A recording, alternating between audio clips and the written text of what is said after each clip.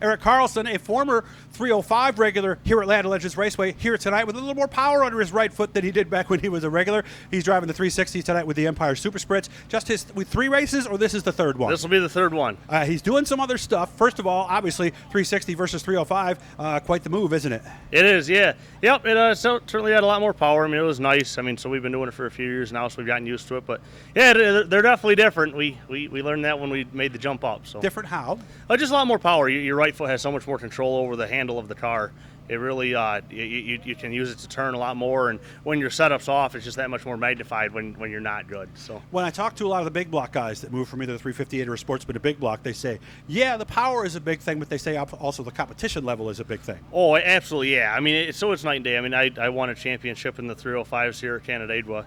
And so we expected to go into the 360s and do okay. I mean, certainly, like I say, they're a bunch of good guys. We knew that going into it. It's a world of difference. I mean, it's not even close. I mean, 305s, there's a handful of good cars there every week that try to compete for the win. In the 360s, there's 24 cars on that field on most nights that if any one of them could win. So, yeah, the level of competition. But that's how you learn. I mean, I really enjoyed it as a driver, moving up and getting the challenge of, wow, these guys, I mean, it's the next level of competition, certainly. I mean, like Joe, I mean, he and Paulie, I mean, they were running with the Outlaws. So just to show how good the level of competition is in the 360s. And you and Joe, you knew each other from back when you were kids, huh? Absolutely, yeah. When we were just yay tall, we knew each other in quarter midgets. So, yeah, we've known each other for, it's both Syracuse and Fulton, yep. Oh, okay. Yeah, Volney, I think, actually, by the airport. That one, right? Yep, right by the, Okay.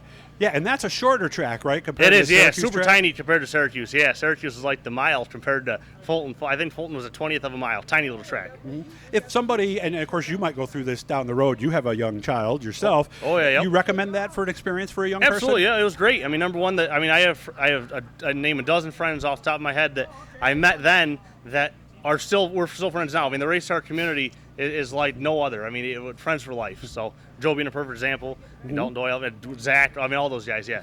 Mm-hmm. And the other thing I think it teaches you is I think it teaches you a lot of life lessons that a young kid should learn. Like sometimes you're riding around minding your own business, something happens in front of you, you're into it. Yeah. And I think it teaches kids a lot of life lessons. Do you agree with that? Yeah, kids need to learn how to lose. And racing's a perfect example. You have highs and you'll have equally as good lows, or as bad lows. And more lows than highs, let's be honest, yeah. So, right? I mean, the win, everybody's like, yeah, the win's great, but you learn the hours and hours you put in the garage to get those wins, and it makes you respect them. And especially as you grow up in the competition, you start out quarter midgets. I mean, that's where I learned how to turn wrenches, work on a car. I mean, that's where I learned everything that I know was from my dad.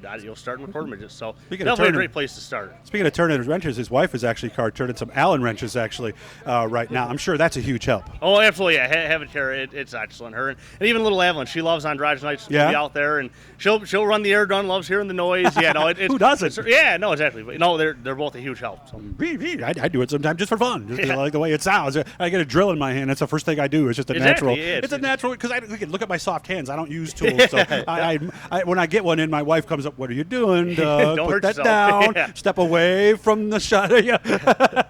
Silver Crown, how'd that happen? Yeah, so Dad's loved them forever. It's like a bucket list thing for him, and we've talked about it for a lot of years.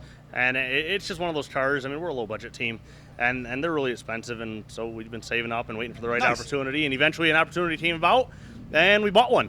One of Greg Hardy's old cars, and so the Hardy brothers, they had a great team. Shane Cochran drove for those guys, and they had a ton of success, and so this car has a great pedigree in it. So we got into good equipment, and they've helped us out a lot, just pointing us in the right direction. So looking forward to it. It's going to be certainly a change of pace from the wing car, but I'm looking forward to running on those big, old, historic mile tracks that eventually they just aren't going to be around. They'll all be like Syracuse and be gone. Places like that? Yep, exactly. So. And there's one in Springfield, I think, yeah, Springfield, Illinois.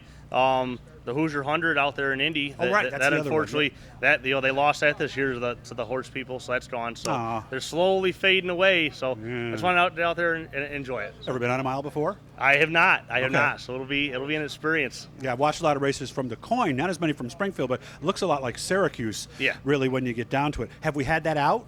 Not yet. We're going to here certainly before Sealands Grove here in early August will be our first race with it. But yeah, we're going to get it out and get the use to how it handles. It's different. Get used to, from what people tell me, lifting a lot earlier on those corners too. Absolutely, yeah. You're driving completely different. You don't drive in with your foot on the floor. It's much more of a finesse. I heard it's like a modified almost. Absolutely, yeah. Certainly drive with both feet. Yes, much more like a modified. Right, well, good to see you again. Yeah, good to see you too. Absolutely. Everybody's good. I saw your wife. Your daughter's good. Everybody's great. Yep, growing good. She's a smart little kid.